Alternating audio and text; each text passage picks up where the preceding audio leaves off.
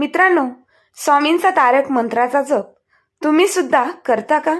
मग हा मंत्र जप करताना हा एक उपाय आवर्जून करा.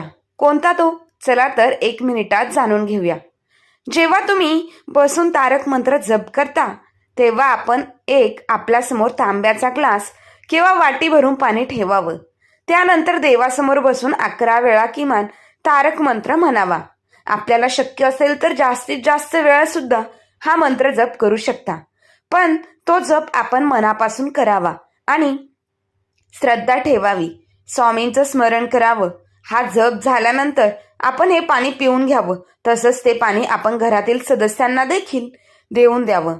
उरलेलं पाणी आपल्या घरातील कोपऱ्यांमध्ये शिंपडावं, जेणेकरून आपल्या घरातील जे काही वास्तुदोष असतील ते सर्व वास्तुदोष दूर होतील आणि सर्व घरातील समस्या, आजारपण सुद्धा दूर होण्यास नक्कीच मदत मिळेल. यापुढे जेव्हाही तुम्ही तारक मंत्र म्हणाल तेव्हा हा उपाय नक्की लक्षात ठेवा. तारक मंत्राच्या जपानं स्वामींचे तुम्हालाही खास अनुभव आले असतील तर ते कमेंट बॉक्समध्ये नक्की कळवा.